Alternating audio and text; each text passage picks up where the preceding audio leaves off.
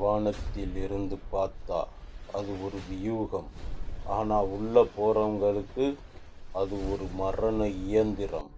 ஒரு தடவை சுழல ஆரம்பிச்சா உள்ள வர்ற யாரா இருந்தாலும் ரத்தமும் சதையுமா அரைச்சு வெளியே தள்ளுற ஒரு ராட்சச சுழல். அதுதான் துரோணர் அமைத்த சக்கர வியூகம். பீமன் கதையால் அடித்தும் அந்த வியூகம் உடையவில்லை. தர்மர் அம்பால துளைத்தும் அந்த வியூகம் அசையவில்லை. ஆனால் ஒரே ஒரு 16 வயது பையன் தன் ரதத்தை செலுத்தி அந்த சக்கர வியூகத்தோட நுழைவாயிலை நெருங்குகிறான். உலகமே வியந்து பார்க்கக்கூடிய அந்த பிரம்மாண்ட கோட்டையை ஒரே ஒரு அம்பால ஓட்டைய போட்டு மின்னல் வேகத்துல உள்ள பாயிறான் பாருங்க.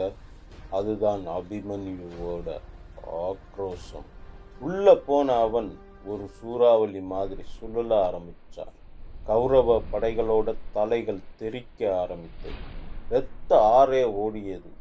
இவனை இப்படியே விட்டா நாம யாரும் உயிரோட வீட்டுக்கு போக மாட்டோம்னு துரியோதனன் பயத்துல நடுங்குகிறான். அப்போதுதான் அந்த பயங்கரமான சதி நடக்குது.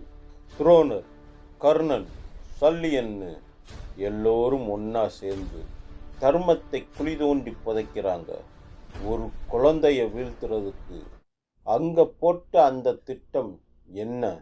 அந்த போர்க்களத்துல நேருக்கு நேர் மோத முடியாம எத்தனை பேர் சேர்ந்து பின்னாடி இருந்து ஒரு வீரனை தாக்கினார்கள்.